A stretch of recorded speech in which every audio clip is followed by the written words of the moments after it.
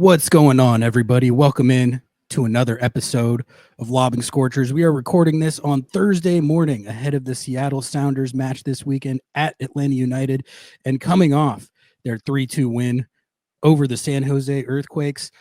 We got a lot to get to. It's one more game before the League's Cup break with this road match at Atlanta United, and then the whole league will be going on a little hiatus to play this tournament against these Liga MX clubs. We're going to talk about that in depth a little bit later. We're going to get Noah's takes on the Pedro de la Vega breakout / agenda. The race for a top 4 seed in the West is in full swing. We're going to look at the table a little bit, and also a surprisingly positive João Paulo injury update. I'm happy to be able to relay that news to anyone who might not know. We're going to hit all that, hit our agenda check, and more on a jam-packed episode. Noah, we have not recorded one of these in a few days. How are you doing? I'm doing well, Ari. It's been a whirlwind. I slept through my alarm the first time we tried to record this, or I didn't even set it to be more specific. So clearly locked in on the grind, and does that count as a technical mishap?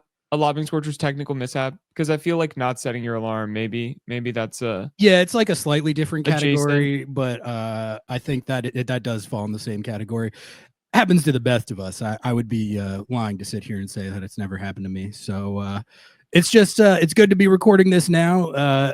There's a lot to talk about, so let's get into it. But before we do all that, I do have to let you all know that Lobbing Scorchers is a part of the Sounder at Heart podcast network. If you want to get the best independent Seattle soccer coverage, consider supporting us by going to sounderatheart.com/ls. Scroll down to subscribe and support to get 30 days completely free. Every sign up through our link helps support and grow this show.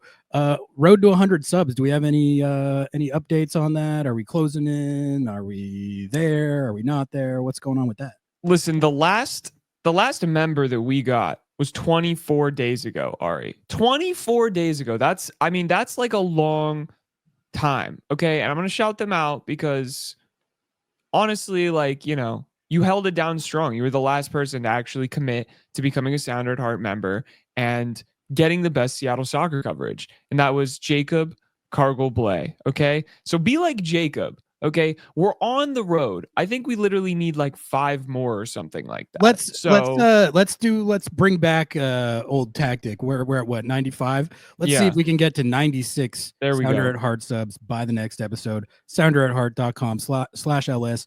It is one of, if not the best ways to support the show. Other great ways to support the show, including but not limited to becoming a YouTube member. Correct. Buying the Lobbing Scorchers hot sauce, lobbingscorchers.com/sauce. Yep. And if you have yet to get your new Orca kit, lobbingscorchers.com/archive, or any of the archive collection. I'm wearing the Loons one right now. Yeah, and it's fire. Lobbingscorchers.com/archive. That's another great way to support the show. Shout out to our sponsors: Hacks and Ferments, Podium Menswear, Football Wines, My Dad Removal. Sub to the YouTube channel. Follow us on Instagram and TikTok. I think that's it. And we should jump on LinkedIn. We should start posting on LinkedIn, Ari. I think that's really a good platform for us.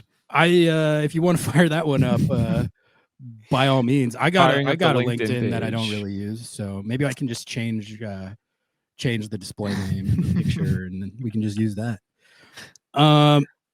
All right. No, I mean, I do have to get your De La Vega takes, but real quick before we get into that. The MLS All-Star Game did happen last night. I was covering it. I watched it. And the MLS All-Stars did beat the Liga MX All-Stars 3-1 in the game. So I think that we can take that as definitive proof that MLS has now usurped Liga MX as the superior league based on one exhibition match where guys were rotating in every 5 to 10 minutes.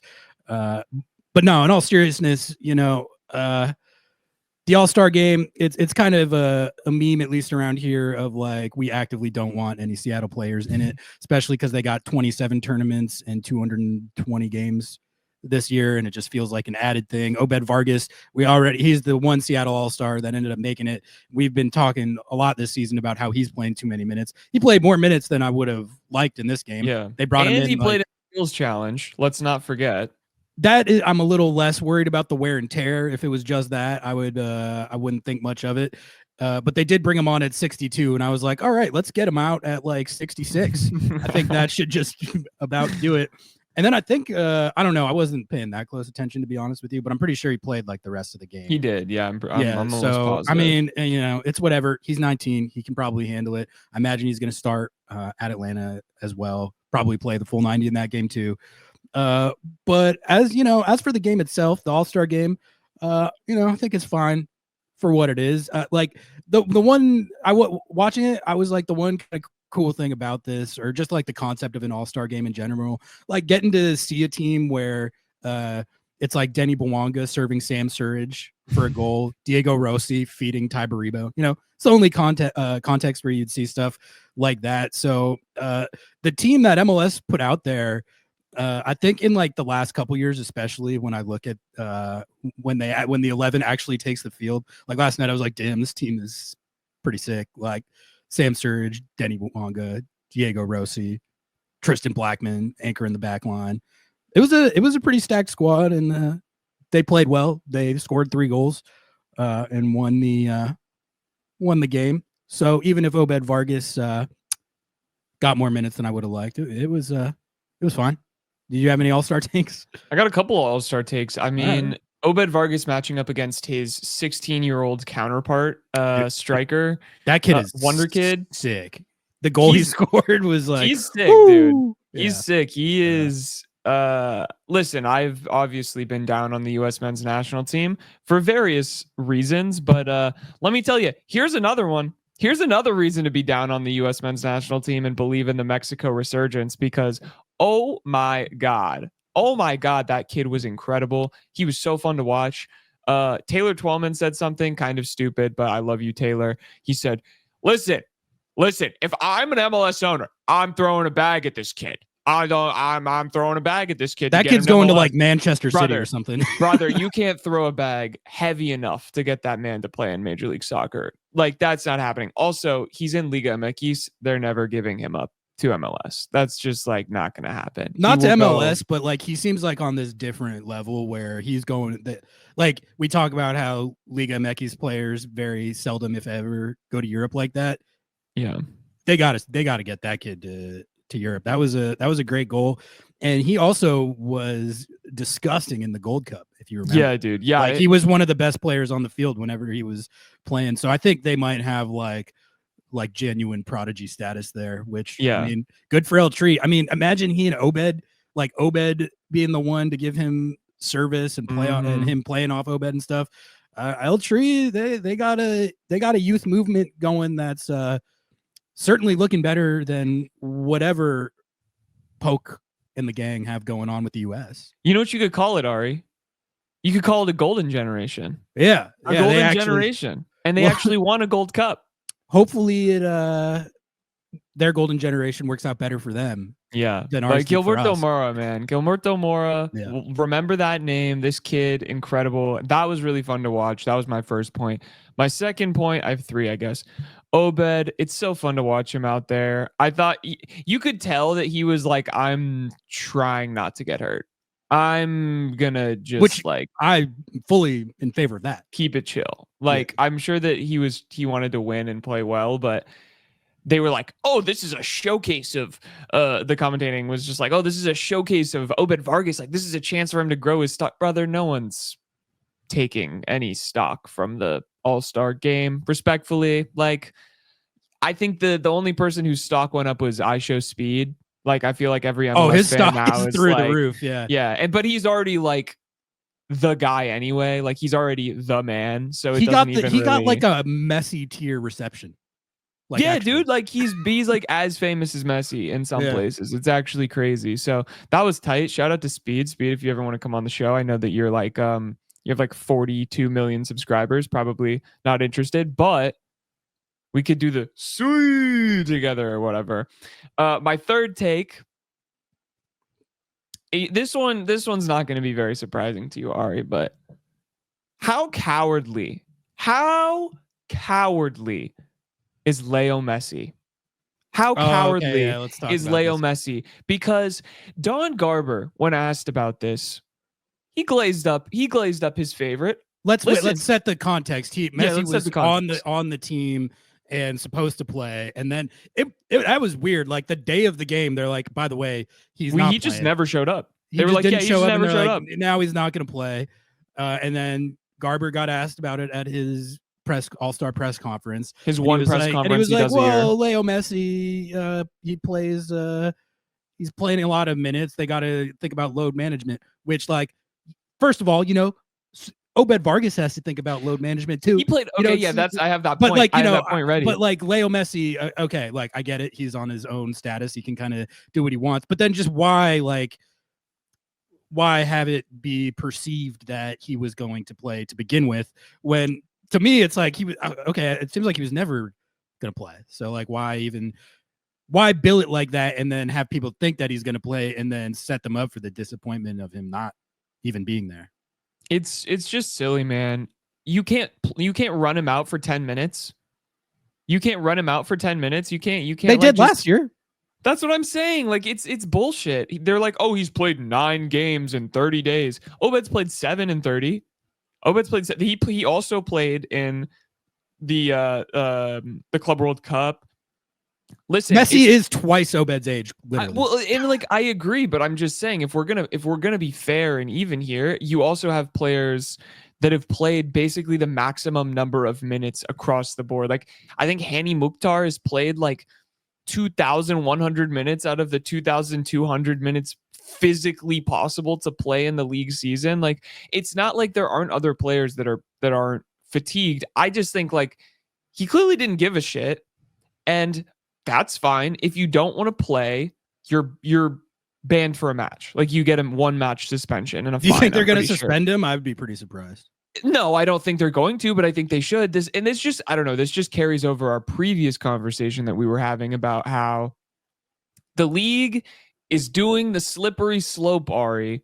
You let one little thing slide, you let a mouse have a cookie, and guess what? He wants another one, and he wants another one, and he wants another one, and you just keep giving it to him because you got to. You set the precedent, and I just think if you're a league that cares about rules, you got to suspend him.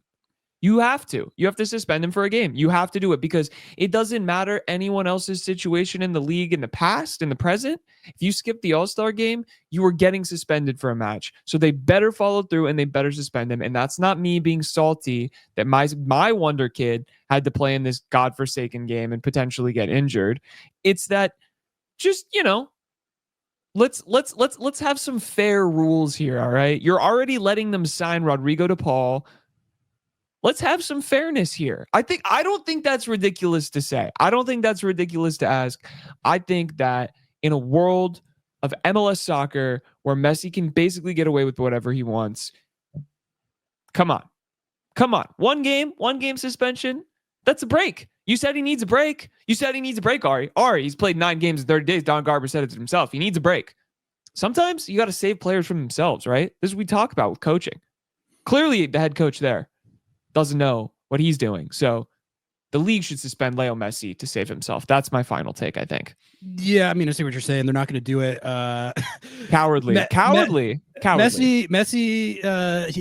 he plays by his own rules. He's the general manager of Inter Miami and the scouting director. So he's got a lot on his plate. But, I mean, for me, it's like if 38-year-old Leo Messi in the midst of a 50-plus game season where he's playing a ton of minutes doesn't want to do All-Star, that's fine. But then just say that from the beginning. Be like, yo, I know that I'm face of the league and you guys really want me there, but I'm 38. I can't do it. I'm not going to do it. So you're going to have to run this one without me. They did a whole thing about how he was going to be. I bet there was people that bought tickets thinking there were Messi jerseys in the stadium. It's bullshit. I'm sorry. This is bullshit because any other league in the world, Ari, I'm telling you right now. Well, they don't play in the All-Star game. They don't have All-Star games anywhere else in the world. Well, in other sports is what I'm talking about. Oh, okay. I see. Yeah, like other American sports, you got to play. Yeah, you can't just not do it. Like the Pro Bowl. You think that those players? You don't think those players are at a greater risk of injury than Leo Messi playing 10 minutes at fucking Q2 Stadium against a bunch of Liga MX All-Stars who are? I'm sorry, I watched that match. Those guys were kind of phoning it in till the end. Till the last 30 minutes, they were kind of phoning it in. Like they were like, yeah, this is tight, cool. I'm not trying to get injured. Everyone there is on the same mindset. If Messi comes out on the pitch for 10 minutes, you think they're going to start kicking his ankles? You think that he's going to just like turn into dust? Like it's a silly premise. He should be suspended. He has to be suspended. It's malpractice if they don't suspend him. Well, and I'm convicted on this. Sorry, I'm convicted on this. I fear that you're going to set yourself up for disappointment because I don't think there's any way. I mean, the fact that Don Garber himself was saying, like attributing it to load management, tells me that they've already decided that he's off the hook. So cowardly. It is what it is. I think everyone should do the same thing next year, by the way. I think no one should play in it then. Everyone just cite load management. And then well, they want to add more games and shit. So I'm just saying. Listen, I'm just saying. And you know what? I wouldn't even blame them. We are officially on Messi's suspension watch, but not really, because I think there's a there is a less 1% chance that would ever actually happen. Especially in a negotiation year. They're negotiating his contract right now. You think they're going to want to try and like piss him off? Absolutely not. That dude has the league by the balls right now. He does. All right, Noah, we got to talk some Pedro de la Vega, because you and I have not recorded one of these since Seattle's win over the Quakes. And, I wanted to start by saying that I think you might just have the magic touch, because before the start of this season and dating back to last season, you espoused a lot of rhetoric regarding a one Danny Musovski, who did not have a very productive year last year. He had one goal. He was injured in and out of the lineup, but Moose never really got going last year. We were talking about our concerns about the number 9 depth, because we felt like we didn't see anything last year that indicated we could necessarily rely on Moose should Jordan Morris get injured or have to rotate out or whatever. And then Moose has since become the statistically most efficient and productive backup number 9 in all of Major League Soccer, and he has 8 goals this year. So I think you can take some credit for that, for doubting him. Sure. And then in recent weeks on this show, to be fair, it's you and I both, a lot of our callers, a undeniable subplot of this season so far has been Pedro de la Vega's he hasn't gotten going, the DP type production that we were hoping to see from him this season, with a clean bill of health and just a full year clean slate in front of him. That hadn't been there yet. He didn't play in the PSG game. He seemed to be in this kind of bit part role player, backup, second half cameo type role, wasn't starting games.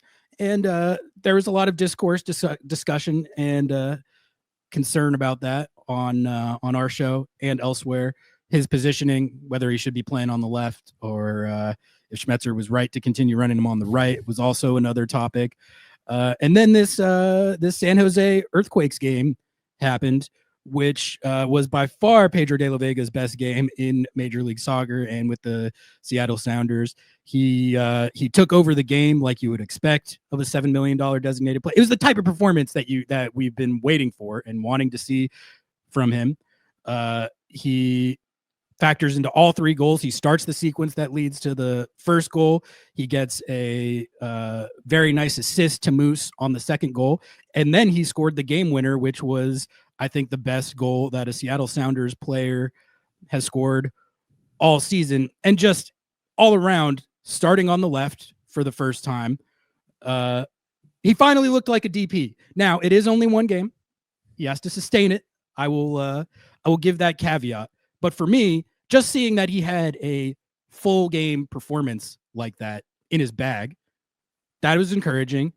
And also, it's the type of performance that should ostensibly build confidence and give him a foundation for something that he can build on. And I think you're in sort of with this winger rotation right now. You're in a hot hand situation. Paul Rothrock was the hot hand. Pedro de la Vega made a case that his hand is now hot. So you got to make a decision on that. But I guess as one of the purveyors of the De La Vega struggles agenda, what did you think of seeing him play like that? What were your thoughts on the match? Listen, everyone knows me. I'm the first to give the flowers to the players who I criticize, because I think that as a commentator, as a human being, that's the way that it should be, right? Like, if you prove someone wrong in a specific moment, you should own that. And this was De La Vega's best game by far. I will say his most complete game. Yeah, I think by far in Major League Soccer in a regular season match. That's awesome. I mean, he looked great. He looked incredible. I thought that the choice to play him out wide was great in that position and on the other side of the field than he normally plays at. I think that was a great risk to take against a team that is ostensibly bad. And, I think it paid off. And I think that that's awesome. And I'm really glad that he's able to perform like this. That said, I feel like I'm having a little deja vu, Ari. I feel like I'm having a little bit of deja vu, because we talked about this early in the season when he looked like absolutely a god tier player against in Champions Cup, okay?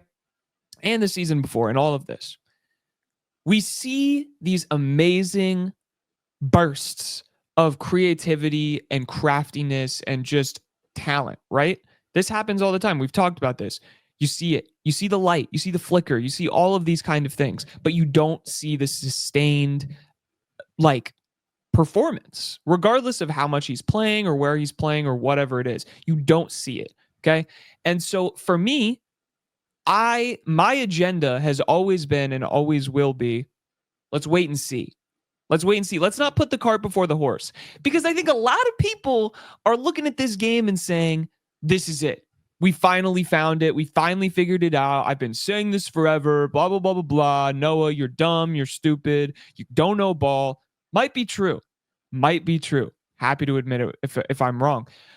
But dog, it was San Jose. They've given up 42 goals. So it didn't count. It didn't count. No. I'm not saying it's. I prefaced this with saying this was his best game, most complete game. It was a great game. But I'm saying let's let the numbers play out.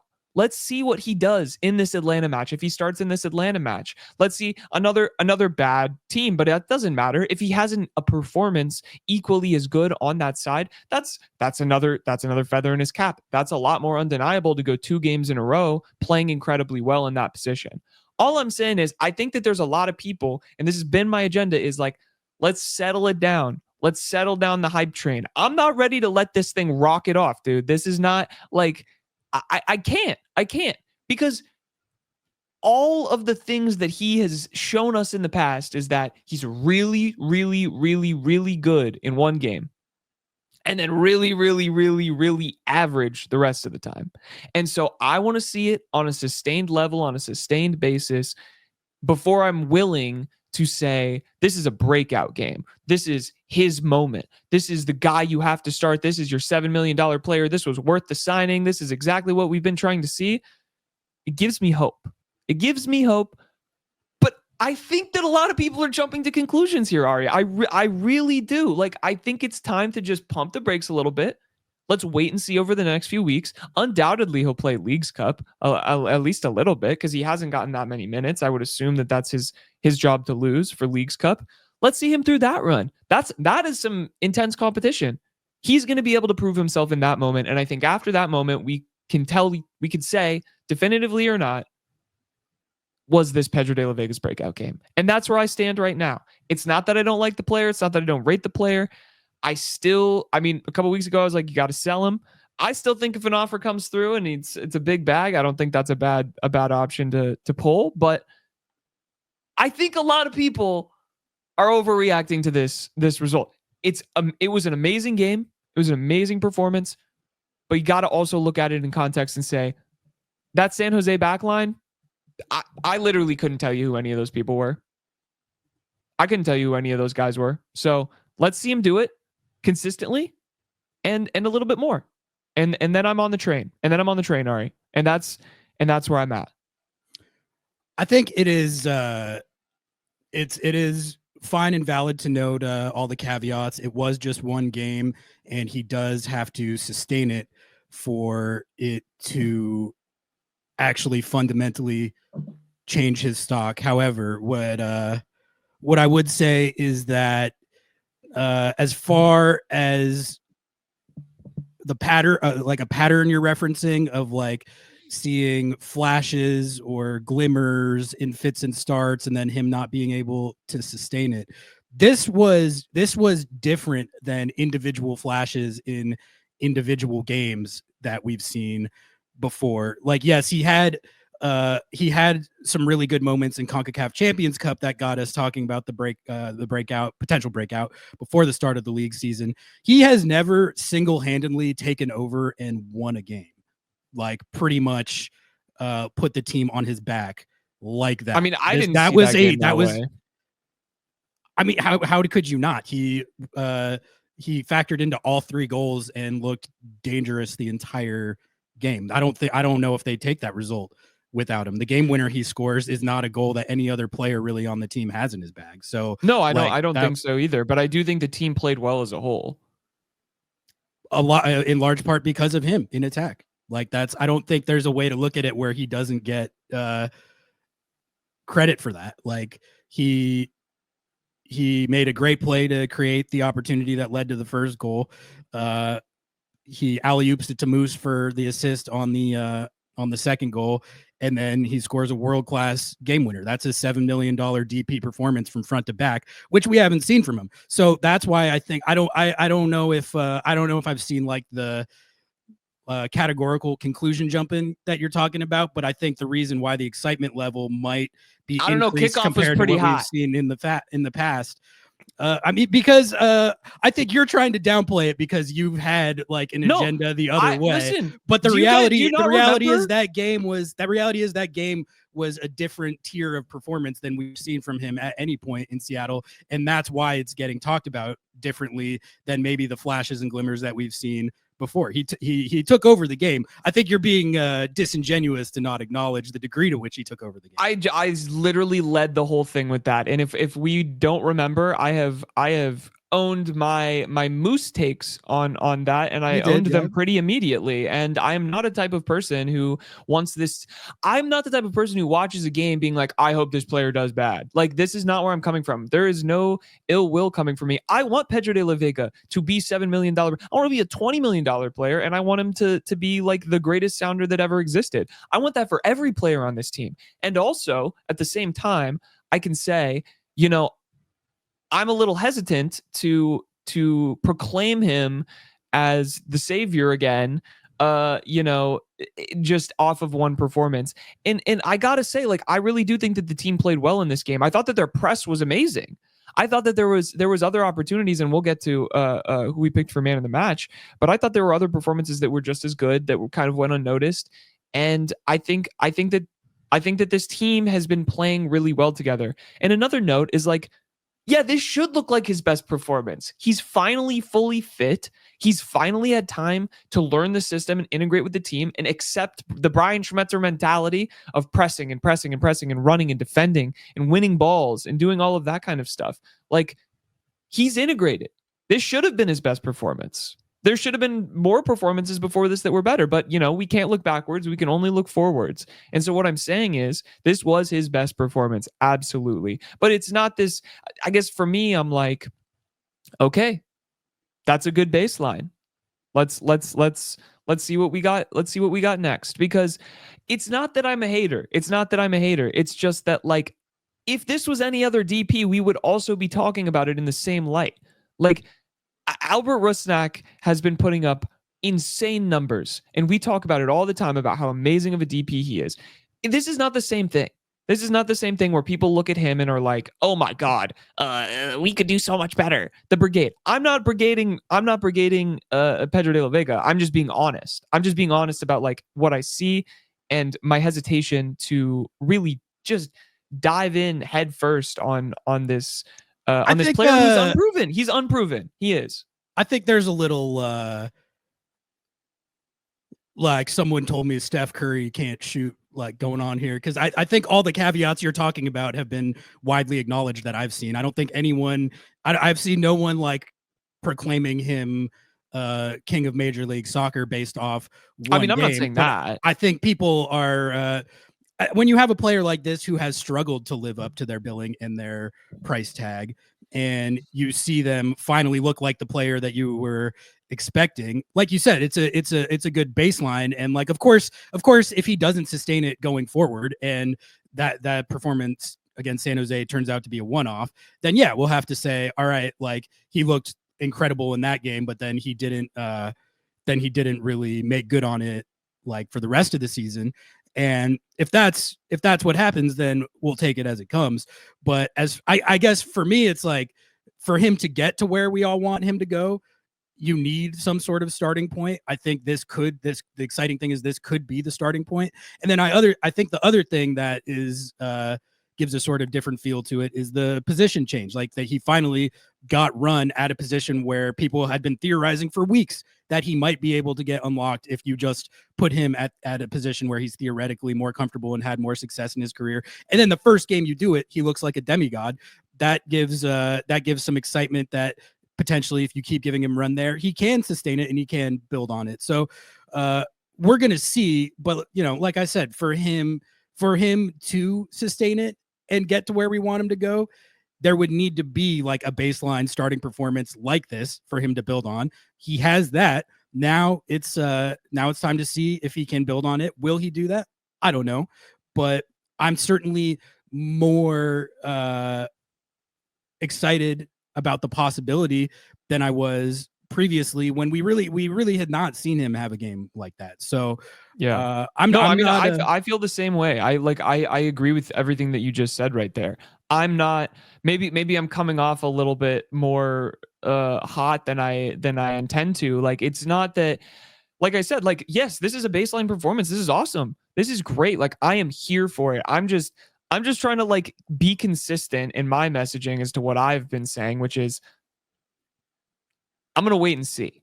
I'm not going to proclaim anything off one game. That is my whole take. I will say that is my whole take. Your point is taken as far as, I did a show, I think, before the start of this, or like during CONCACAF Champions Cup time, that was like Pedro de la Vega is a footballing demigod because of that goal that he scored in Antigua. He looked awesome. He looked amazing in that game. He did, but not as good as this game, in my opinion. I remember that game. He scored a really awesome goal from outside the box, which, I was thinking about this after watching him score that goal, which, as I said, world-class goal. I think best goal of the Sounders season so far. But what are the possibilities if he started shooting from inside the box? That could even unlock like a different, a whole new level, because it's like, I don't know if I've seen him score a goal. He has like 6 goals for Seattle all comps now. I don't know if, I guess the Nashville one. See, the Nashville one, remember that goal? That was from inside the box. Hopefully he starts doing stuff like that. And we start seeing, because like what we've been saying on the show for the last few weeks is that you need to start seeing the production on the stat sheet first and foremost. So correct. Him getting 2 goal contributions in this game. And the other thing I think is that it's like any theoretical world where he does make good on his potential and start putting in performances like that. It doesn't even have to be like that, like even 70 to 80% of that week in, week out. That is an undeniable ceiling raiser for this team. With respect to all what Paul Rothrock has been doing. Like, Paul Rothrock was the hot hand, like I said, leading up to this game, and then De La Vega gets the start, I think, because of rotation as much as anything. But I think the top level that you could get out of De La Vega, as we saw in this game, it's not only different than what Paul Rothrock can offer. I think it's pretty much different than anyone on the team can offer, besides maybe Ryan Kent, who we haven't really seen be effective in the last 3-4 weeks or so. Team full of wingers. It's a problem, Ari. Team full of wingers. Look, if this winger becomes the type of player that we saw in that Quakes game, which he has to do consistently moving forward. But if that happens, that I think that does wonders for this team's potential to really make a run at silverware this year, whether it's Leagues Cup, even there's like outside dark horse chance at the Shield. Probably not, because of the teams in the East have a lot of separation on And they play Seattle, nobody. but like, or the top seed in the West though is low key kind of in play. So if we're talking about like their actual chances at doing stuff like getting the top seed in the West, making a run in Leagues Cup, making a run in the playoffs, all that stuff, De La Vega hitting and coming good would be a massive boost to that. So they got this Atlanta game on Saturday, like you said, not a good team, but not a good team, but famously. but also not necessarily an easy road trip for a West Coast team ever, no matter the quality of their team. Yeah. So I think that situation, like starting wise right now, it's a hot hand situation where you now kind of have two hot hands.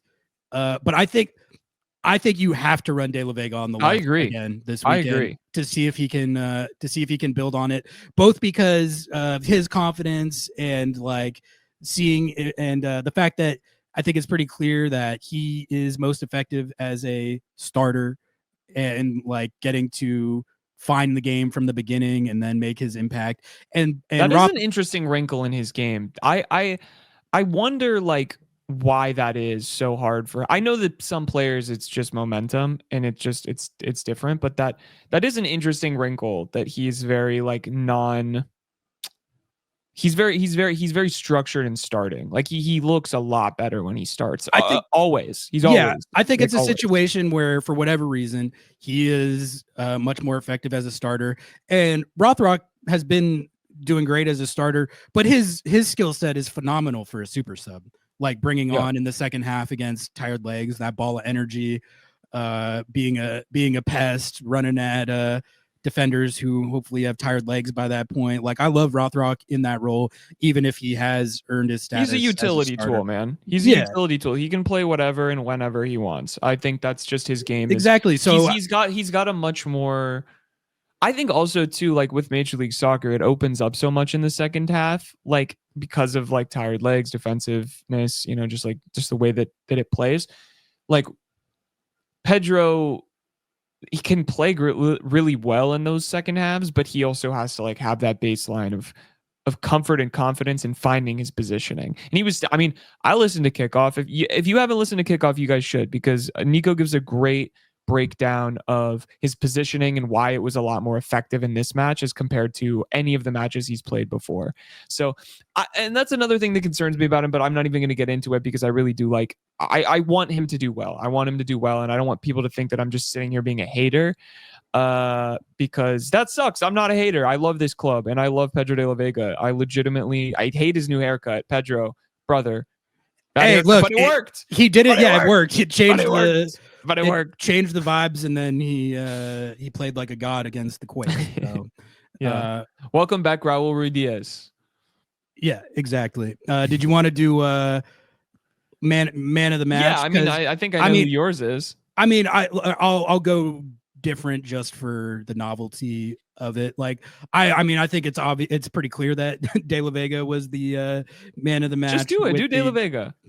Well, okay. I'll go De La Vega, but then with a honorable mention to Moose coming on after Jordan Morris comes out. That's not an easy thing to do. You're not expecting to go in the game in the 16th minute or whatever it was, and then it was just big time for Moose. They had just conceded the opener, and they get the equalizer right away, which fantastic. That's excellent response. You're going to concede first in these games. Sometimes you got to punch back. That's exactly what they did. And then he gets the go-ahead goal as well. Great execution in transition from he and Pedro de la Vega. And Moose is up to 8 goals. 8 goals, 2 assists in league play. He's turned. You want to talk about value, like roster value? Moose is providing as much of that, like, as anyone in the anyone in the league right now in terms of goal production compared to like what their role is on the team. I know Moose's salary is like decently high, It's but pretty high. it's pretty high, but it's not like DP like crazy levels. He's a backup 9 on the books, and he has been carrying the goal scoring load for this team pretty much all season. I think his salary is probably justified at this point. Like not even. That's what I'm saying. Like more than justified. So yeah, shout out to Moose. Who did you have? I mean, I was told that Craig couldn't sign backup 9s. I was told we'll talk about this. That, we'll talk about this at some point, but the Craig Weib's record is going to have to be analyzed. We're going to have to check in on see Craig, if we're going to have to check in and see if the narratives Mm-hmm. match up with the production, because correct. Especially with De La Vega looking better, you know. Hey, whoa, let's pump the brakes. Let's pump the brakes. All right, they're gonna come for you on that one if it doesn't come good. So I'm just saying. My man of the match. This is gonna be a surprising one to some. Reed Baker Whiting. If you go back and you watch this match, for one, who is the real like star of this game, right? Pedro De La Vega. If you go back and watch this match,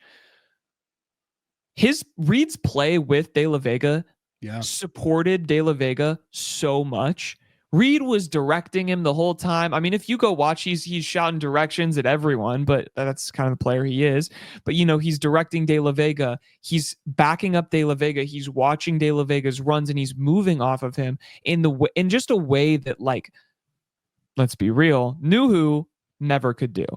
And unless it's with Ryan Kent against St. Louis City SC. Yeah, apparently, yeah. Then it's God tier. But I think, for one, Reed really helped unlock De La Vega on that side and feel comfortable and confident because of both of they're both dynamic and technical and really good at playing in space together.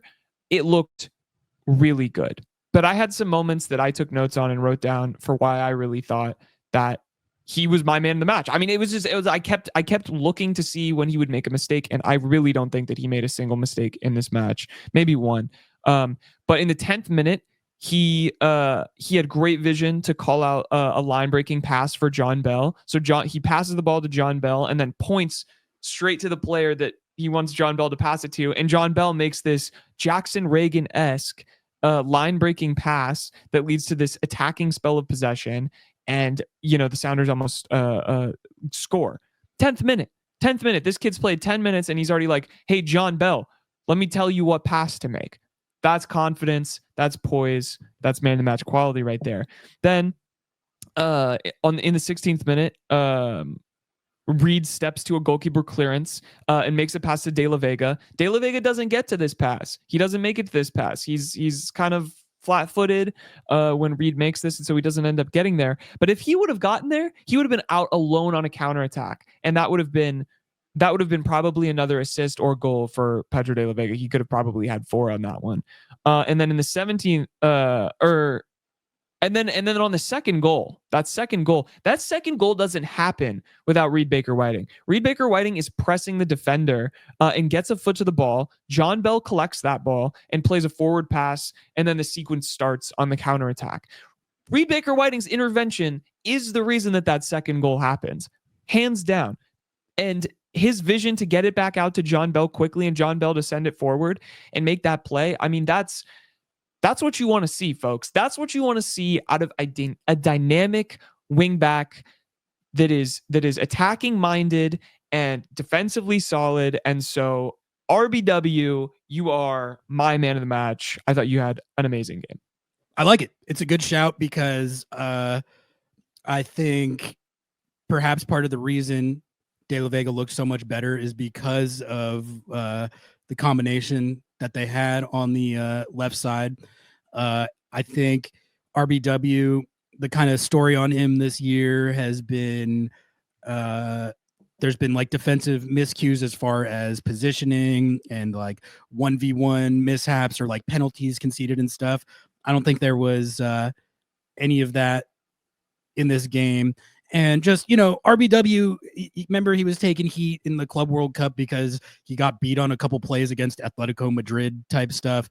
And people are like, why is this kid on the field or whatever? There's a brigade against him. There's like a mini offshoot brigade that's like, I call it the RBW Crash Out Brigade, whatever. Like, if you don't understand like what the allure is, what the hype is, why he's been drawing attention of scouts in Europe, and why internally Seattle still thinks that he has as much upside as any of their homegrowns coming up, it's because of what he can do in attack and combining with like the players that he's playing with on the left side. We saw it in the game before the Quakes game. I think it was the Rapids game, or when he put that ball over the top for Ferreira to make the run, stuff like that. He had a shot on target in that game too, I believe. He had a shot on target in this game. Yeah. That was a really good shot. So he's got that kind of stuff in his bag as well. Is he a finished, polished product defensively?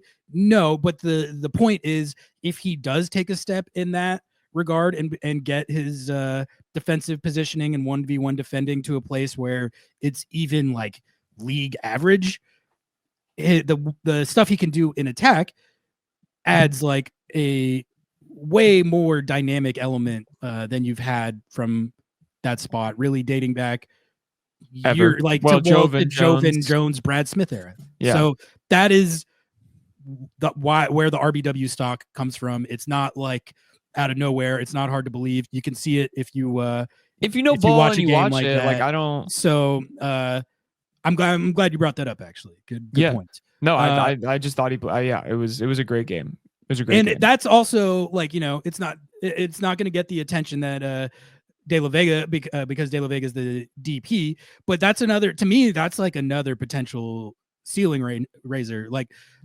imagine like a world where RBW becomes like a legitimate, reliable two-way modern fullback that is playing well enough defensively where he's not making it like errors consistently that hurt the team, but then also adding, we can see what he can do in attack. I think even the detractors would acknowledge that he's like clearly got skills in attack.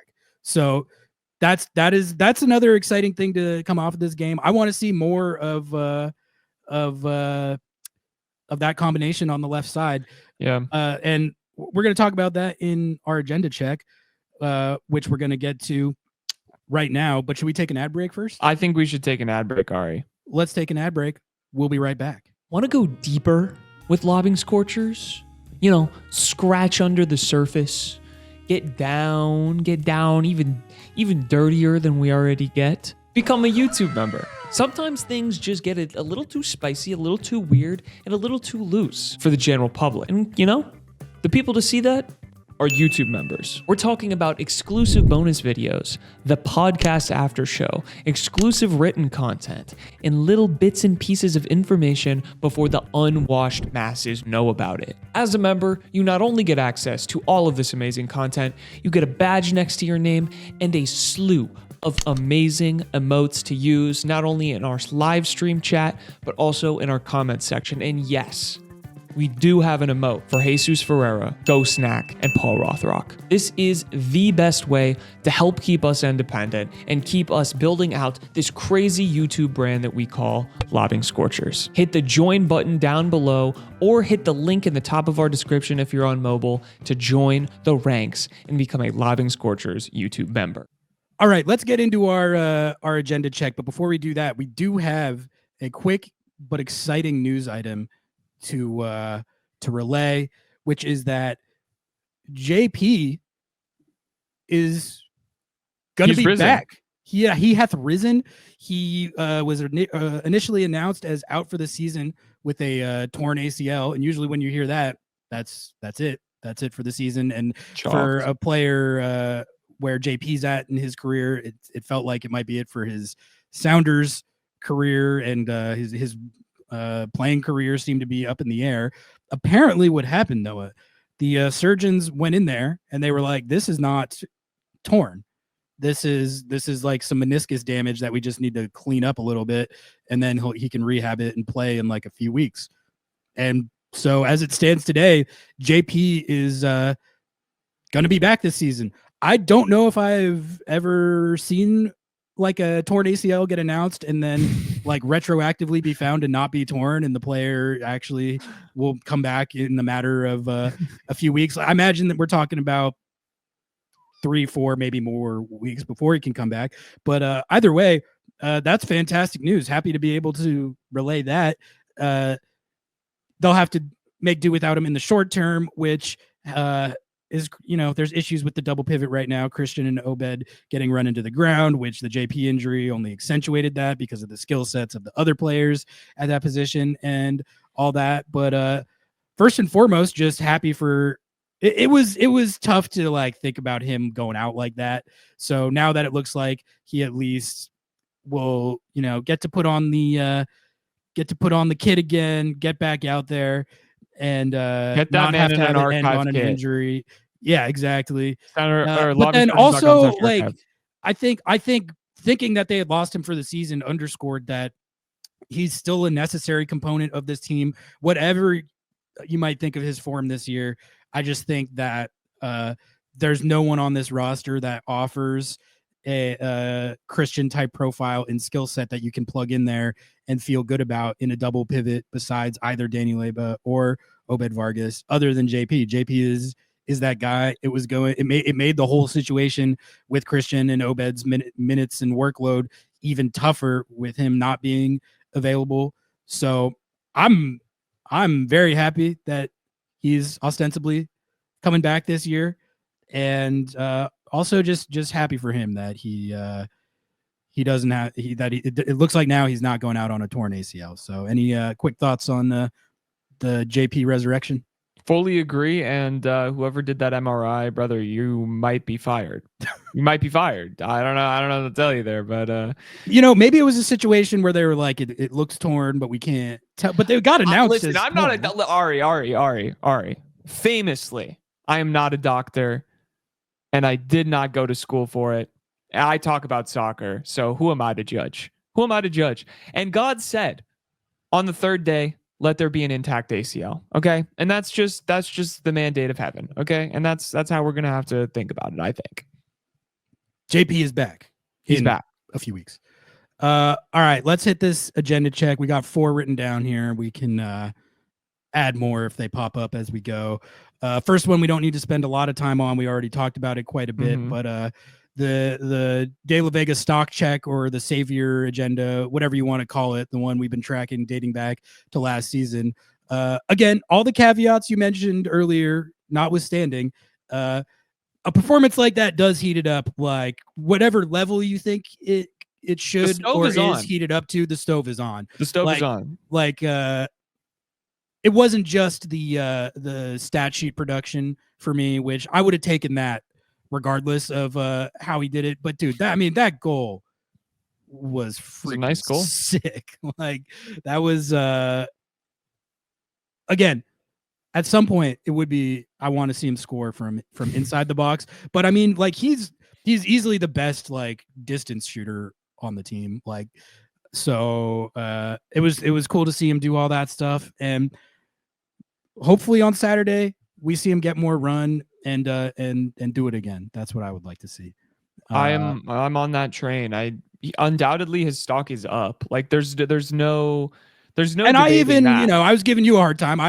You were getting on me. You were like, I was challenging and my boy.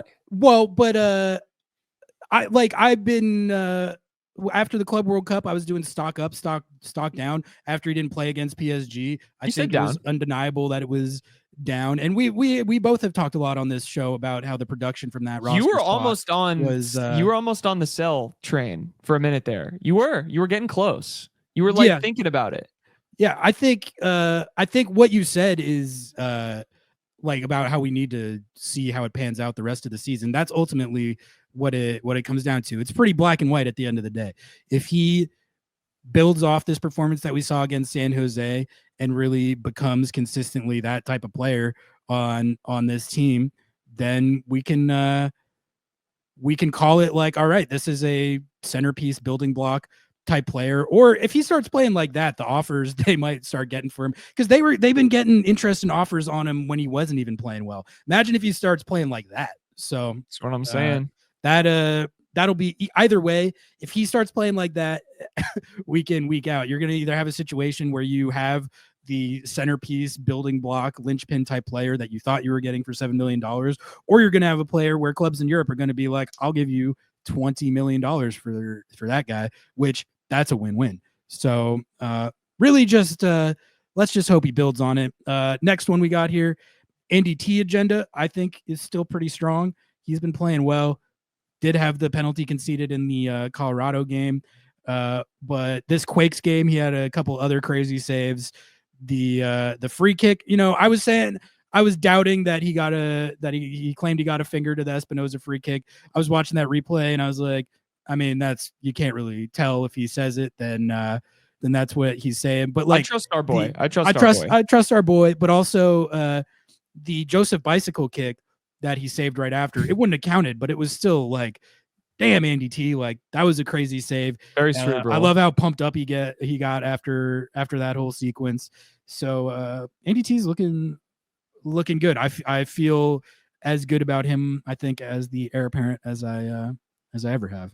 I think I'm just going to keep agreeing with Nico because, listen to Lobbing Scorchers Kickoff. This is my promo because today I've hit it 3 times. But, he said that basically anything that's a negative in Andy's game right now, or an insecurity in his game, even for lack of a better word, is something that can be fixed with a run of minutes, a run of starts, a run of confidence. So I think he's amazing. I think he's ready to take over Steph's job when Steph's ready to retire. And I have no doubt. I'm excited. I'm excited for the Andy T era. I've been excited for the Andy T era.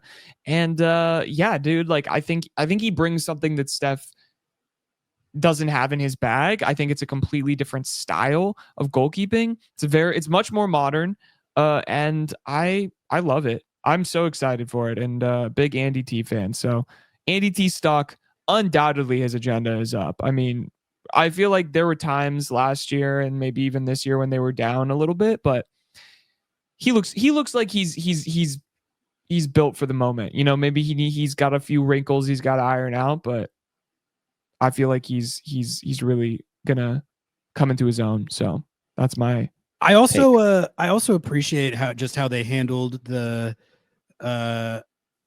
situation in general, as far as having the heir apparent and contingency plan that you bring in like 3 or 4 years early and season him, let him learn behind the veteran, and then basically have the situation where it's the presumptive starter when Steph does retire.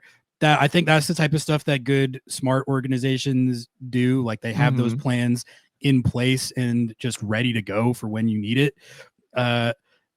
A lot of teams are in situations where when they have a stalwart like that, like this team that Seattle's about to play, Atlanta, they've been throwing Brad Guzan in there for the last 7-8 years, and they have a homegrown kid that they just gave their first start, but he's a total like unknown. And then outside of that, they like don't know what they're gonna do type stuff. So it's kind of nice to have the security of being like, all right, like when Steph retires, it's Andy T time, and we can feel good about that. Yeah, well, I think too with that, just quickly, is that you are very lucky to have a goalkeeping coach like the Sounders have, because I think they're able to retain and build talent. I mean, it's Tommy Dutra is the best goalkeeping coach potentially in the world, definitely in MLS, and the fact that they've been able to retain and create talent, Steph Cleveland, all of these people who've moved on outside of the Sounders organization, they're able to draw in a lot of talent because they know they're going to be coached and built into someone who can go and start somewhere else if they don't get their start here. And I think that's a big draw that the Sounders have. And I think that like we should acknowledge that as much as we can, as long as we can have him, because Tommy Dutra is incredible. And we are very, very lucky to have him. Absolutely. This next agenda was one you had. You want to take the floor? The never play Nuhu again agenda. Wow. This is partially my agenda, partially added a little bit of seasoning, a little bit of viewer viewer takes, all of that kind of stuff thrown in, shaken up into the blender bottle, and now I've got this. I feel like I mixed like protein powder with pre-workout. Okay, that's what this agenda feels like to me, Ari. Nuhu, should he ever play again? We're seeing Reed Baker Whiting play. We're seeing the things that he can bring, and one of those things being not getting sent off in multiple matches and not throwing a ball at a fan and crashing out. I mean, RBW has been known to get sent off. Let's not. True. Double yellows, though. Double yellows. Yeah, no, it's different. Yellows. It's different than like a full-on crash out where you throw a ball at a fan. Yeah. He's not suplexing a guy.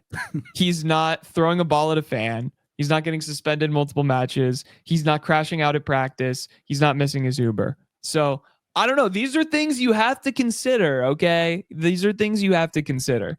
And I don't know, man. I think Nuhu's stock is down probably across the fan base. And that's that's like undoubted. Never play him again. I mean, I see it more as a situation where a little bit of hyperbole there. Well, like just whatever role there is left for him has to be earned back. So the way I see it, the way you handle it, and we'll see if Schmetz does something like this, or we should do a bet on this. But to me, it's a situation where you shouldn't start him right away. He should be on the bench on Saturday at Atlanta, and if the situation calls for it, either because someone has to come out of the game or you're trying to close out a lead late, then you can put him in the game, and then what he does in those minutes will define whether he can increase his role going forward and perhaps work his way back into the starting conversation. Look, if it was me, I would not give him the starting job back right away with no questions asked. I think that kind of would send the wrong message. I think you really have to like hammer home here. Like, no, like you gotta, if you want your rollback, you have to earn it. But another thing I will say is I think you and I have both pointed out at different junctures that Nuhu's skill set is like lends itself well to coming off the bench and closing out games. Like any defensive specialist like he is, if you have a lead late in the game, especially in a road game like they're about to play, and maybe RBW is tired or whatever, bringing Nuhu off the bench for the last 20-30 minutes of the game to just lock it down and play good defense. I could see that role for him irrespective of all the crash outs and what's been going on with him. So maybe they'll find that actually is a good role for him. I don't know if he'll accept that role. He's been a starter for a long time. He doesn't really have a choice but to accept whatever the coaches tell him at this point. So the way I see it is that he's just got to earn his keep back. And, if he goes out there, he plays well, he's not getting thrown out of the game and he's contributing positively to the team like we have seen him do, then work him back in. I don't think it's like a banish him or exile him. It doesn't need to be a banish him or exile him type of situation. You can institute like hurdles he has to clear to earn it back. Yeah, I'm here for it. I don't think. Well, you can't. Listen. This is Major League Soccer. You can't just throw away a player. That doesn't exist. Like, he's on your roster. He's gonna play at some point, and he's just been a starter, and he's a veteran on the team. He's gonna play. But I agree with you. Like, you can't just like give him a starting role back. Like, that's not after a crash out like that. You gotta let it lie for a minute. Do I think Schmetz is going to do that? Hell no. I think he's going to start. I think he's going to start again. So that's my take. I don't know. He doesn't seem like he gave a shit at all about, I mean, he did go on KJR and kind of be like, that's unacceptable. You can't do that. But they didn't ban it. They didn't give him any more matches internally, or at least it wasn't reported. And I don't know, man. It's Brian. Like, if he likes you, you're good, man. If he doesn't, he's gonna yell at you for doing a rainbow flick in the game. He was, I think, genuinely tilted at Nuhu Yeah, I So agree. we'll see if that manifests into a situation where Nuhu is not starting right away. But I guess we're gonna find out We'll see. on Saturday. All right, Noah, as we look towards closing her out here, Mm-hmm. let's talk some Leagues Cup, because Yeah. that's coming up after this Atlanta game, and this will be the last agenda, which is that I think we've both been a purveyor of this agenda. It's among our least popular takes. So let's Yes. talk about it. I think we can say this is like a co-sponsored agenda, right? 100%. 100%. 100%. The agenda is Leagues Cup is actually It's actually cool. It's tight. It's actually fine. I guess let's talk about that, and then we'll talk about how much should fans care about Leagues Cup. But look, Leagues Cup, a lot of fans hate it. They say it's a money grab. They say it's pointless. They say it adds extra games when it's not necessary. So I mean, I'll say for my part why I think Leagues Cup is fine. Well, all right. I think the first thing, regardless of what anyone thinks about it, the first thing you have to understand is that the oligarch class of MLS and the oligarch class of Liga MX are very tight. They're very intertwined. They're boys. They're boys. These guys hang out. They like each other, and when they're hanging out, they like to make sure pro rel never happens. What they talk about is like, oh man, like your league's doing good, our league's doing good. We should combine. We should do this. We should do that, and then we could both make money, and our leagues will theoretically, if we do this, be straight.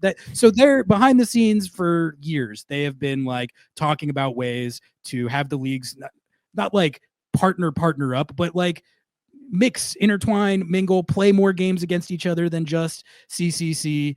And it's because of the relationship between the leagues and the people who run the leagues. So whether you think it's pointless or not, that's just like a reality of how things have been operating the last few years. And they were always going to find a way to pump up more games with the two leagues playing each other. This tournament is what they came up with, and that just kind of is what it is.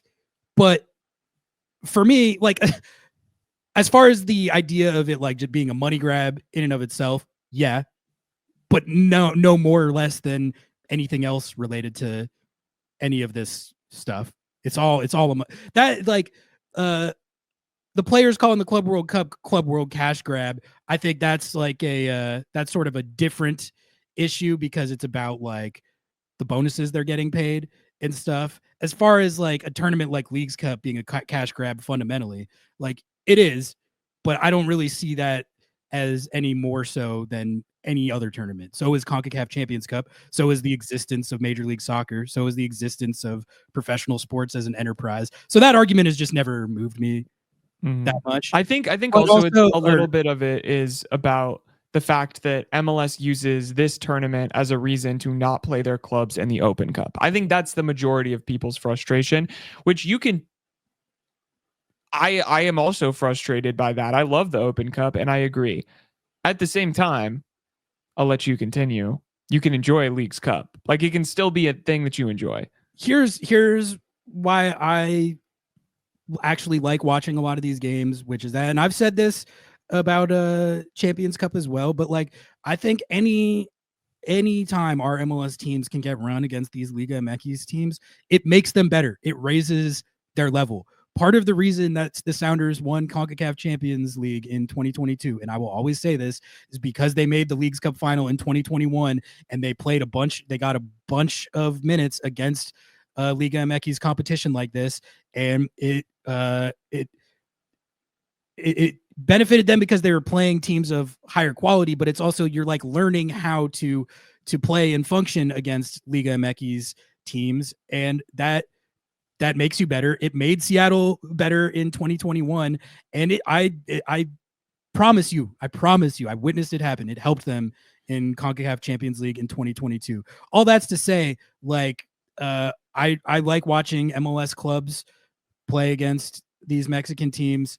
I always have. I think it raises the level. I think it's pretty compelling viewing. Like, I always find myself getting more invested in it than I think I will because anytime an MLS team beats a team like that, it's bragging rights. It's good for the memes. So I guess my point, there's nothing wrong with just like embracing that and getting into it as much as it will allow. I think we both know it's unpopular to not just go immediately to a place of Leagues Cup sucks and is trash, but I don't feel like that. I'm looking forward to it, and I guess I'll hold the how much should you care. Do you have any takes on that aspect of it? Well, it's a fun tournament and it's another opportunity to win a trophy, and it is technically an intercontinental international trophy. And why not? Why not enjoy it? Why not have fun watching where your team matches up against like teams in Mexico? I don't know. I think it's fun. I think it's cool. I think that it's a completely new format this year, which does not bode well for the Sounders, to be honest, because basically like every team has to be MLS versus Liga MX. So like there's more competition for the Sounders, but also there's less likelihood that you make it out of the group stage because there has to be a certain number of Liga MX teams and a certain number of MLS teams. I can understand like, oh, this tournament doesn't mean anything because it's all played in the US. Like, okay, sure, whatever. That is valid. That's valid.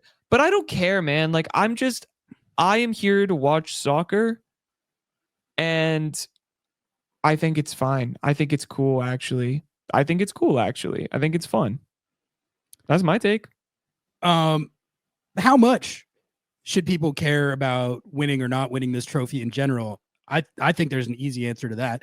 If they're making a run to the final and they have a chance to win or do win the trophy, then it's a very important, super sick, awesome, meaningful tournament.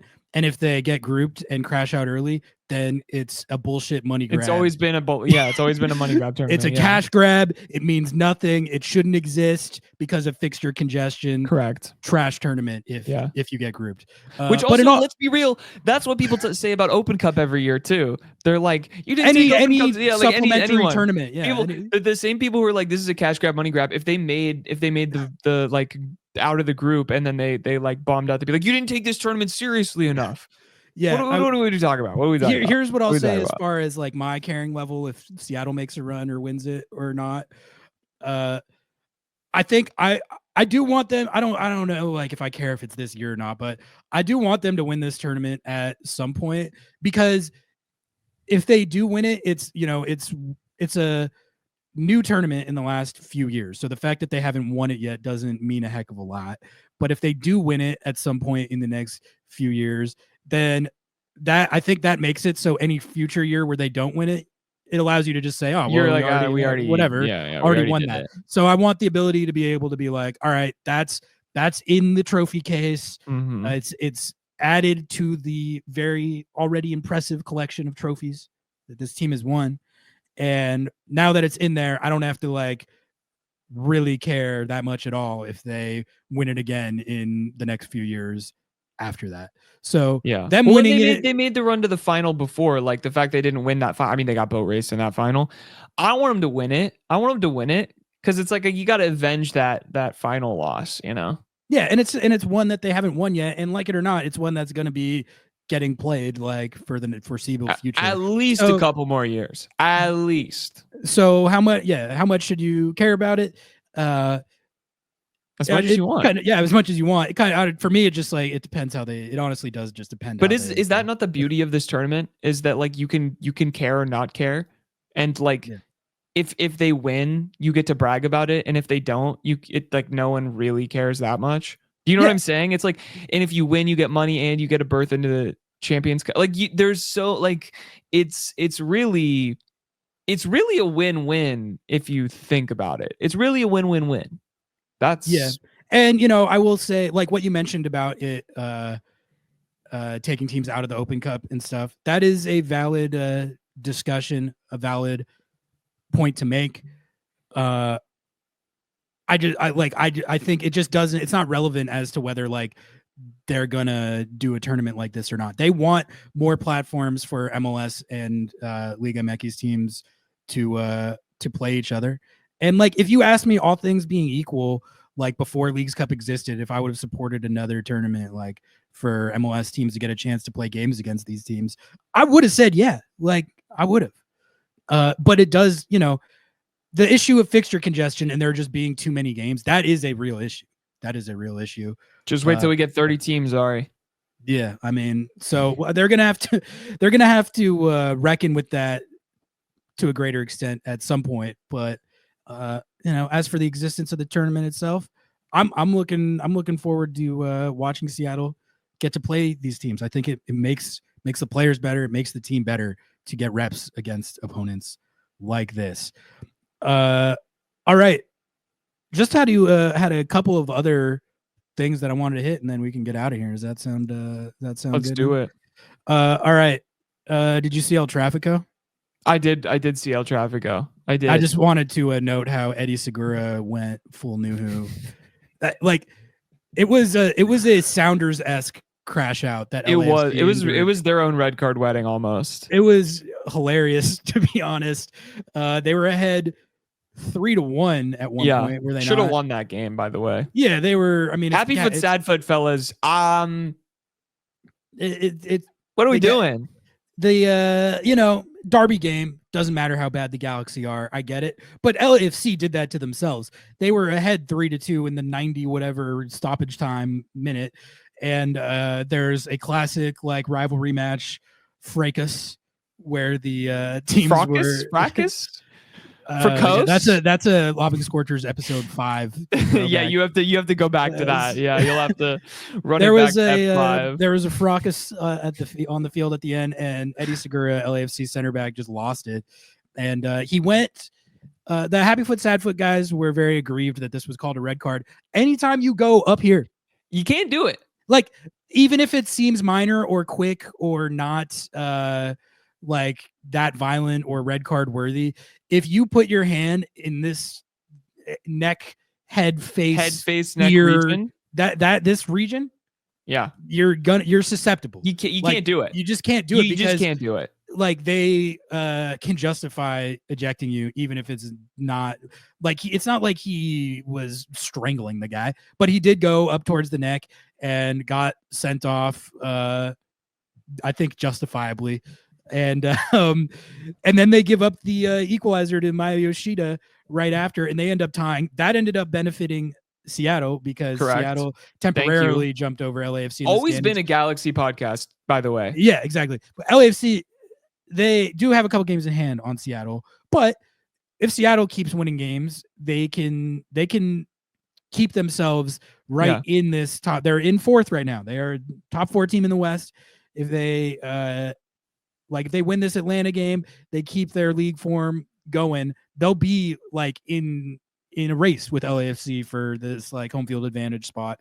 Thank you, Dolo. Dolo is our sleeper agent. Dolo is our he's stayed for the season just to benefit Seattle. And I want all of our LAFC podcast listeners to know we're a Dolo in show because he is helping us. He is helping us, and we will love him forever for that. Yeah, but anyway, that was a nice little 2 points drop for LAFC. Like they just did not need to, but just don't get thrown out. And just don't do that. Just don't do that. Yeah, don't definitely don't go at a guy's neck and get thrown out in stoppage time when you're trying to see out the lead in a rivalry game. Can't do it. I wouldn't do it. Nuhu would do it. I wouldn't do it. Eddie Segura like took a page out of the playbook. Yeah, Eddie Segura saw the Nuhu flipping off the ref meme and was like, I need my own. I need my own. I have to make my name. It was a good crash out.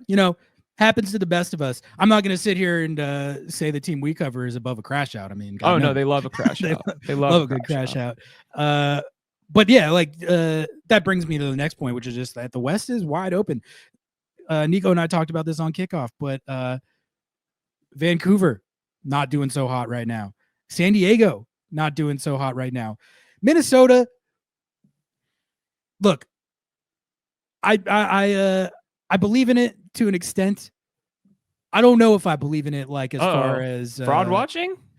It's not even fraud watch. It's more just like sustainability. Well, I guess that's sort of the same thing, but like I don't think it's fraudulent because they are their performances are good, their underlyings are good, their production is good. It's not like a St. Louis City fraud watch situation where their underlying numbers were trash. They weren't really like doing anything that looked sustainable at all, and they were somehow magic carpet riding their way to these results where you could kind of tell it was fraudulent. The Loons, I mean, you got to give them credit. Like their set piece possession, like anti-possession tactics, they really do well. They do it well, and it's been getting them results all season.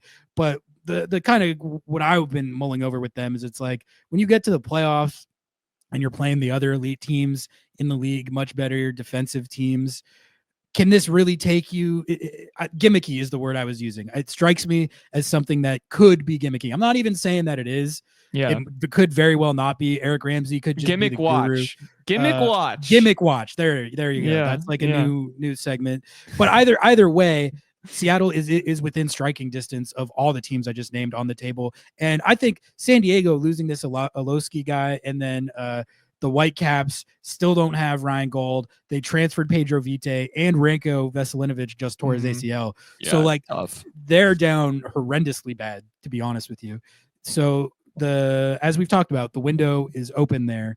Do you have any thoughts on the table, or a quick hit on this Atlanta game was my last topic? I'll hit a quick hit on this, and then we can quick hit Atlanta game. I just think that the Sounders have an opportunity to get some home playoff matches, and I think that that's always of benefit. If you really want to make a run, you got to finish in that top four. So, got to stop dropping dumb points, and got to lock in. So we'll see how it goes. But I mean, the West does feel very open. I couldn't tell you who's going to win the West today. That's for sure. I couldn't tell. I still think San Diego, but like they are not doing well right now. They're like not. They're not. Atlanta United. I mean, I gave my thoughts on kickoff. I'm going to talk about it more on Under the Lights. So we're wrapping up anyway, so don't need to spend a lot of time on it. But I guess I was saying that like ordinarily a road trip game like this, I look at as like a draw is fine, even if it's against a team that you think you're way better than or marginally better than. These MLS road trips where you have to travel across country like this are just never as easy as you wish they were, and they often do not go how you think they should based on like personnel or recent form or anything like that.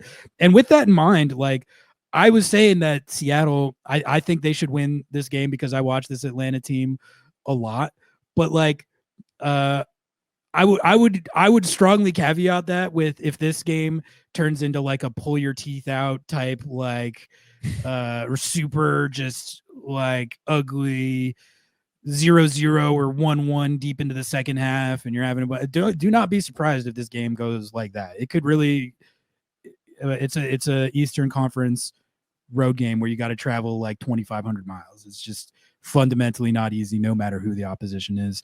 So I don't know. How are you feeling going into this matchup with the Five Stripes? I mean, I hope they win. That's kind of where I'm at. It's a little bit of an unknown anytime, like you're saying, you travel and you play a team. I feel like they can win this game. I feel like it's fair to expect them to win this game. It's a test. It's going to be a test for De La Vega. It's going to be a test for. I would love to see Ryan Kent. I would love to see Ryan Kent in this game. You know what? I'm going to say it. I'm gonna fourth time listen to Lobbing Scorchers Kickoff. Let me hear you and Nico talk about play Ryan Kent on the right side. Let's see what happens. I meant to bring that up and didn't, but like it worked with De La Vega. So I think we might a caller brought this up on post game maybe. Okay, but that like might be, like flipping De La Vega worked. Maybe flipping Ryan Kent it will work too. Why not? Listen, give it a try? If it works one time, why can't it work a second time? Why I'm not? For it. I'm here for it. Hopefully they can play up to the level that we've seen them play at offensively. We didn't really even get into the defensive issues that much on this show. We'll see how the defense looks in this game. Seattle has conceded Reagan's 7 back. goals in the last 3 games. Reagan's back, Yamar's back. Hopefully they can get some like solidity in the back line. I tend to think that a lot of the defensive issues we've been seeing are to do with continuity. It's just been such a rotating cast of characters back there. Yeah. I think if you can find some consistency, it will even out back to the level of defense that we typically expect from this team. But so that's one thing to look for in this game is, can they be more solid at the back, not concede multiple goals to an Atlanta United team that has struggled on both sides of the ball all year. So it would be a big road win. It would be some positive momentum going into Leagues Cup, and it would solidify them in the top 4. So big game even against a struggling opponent. All right, Noah, I think we can call it right there for this episode. Thank you so much, as always, to everyone for tuning in. Like, comment, subscribe, rate 5 stars, write reviews. LobbingScorchers.com/, LobbingScorchers.com/LS, LobbingScorchers.com/archive. That Loons kit, fire. It looks great. Feels great. What am I missing? Post-game show on Saturday. I'm down to do it on Saturday. Right after. All right, yeah. Let's commit. We'll do a post-game live on Saturday, right after the match, or as soon as after final whistle as we can. Lobbing Scorchers kickoff Monday with Nico, 8 a.m. I think that's it. Are we good? I think we're good. All right, we're going to call it right there. Until next time, we out. Peace.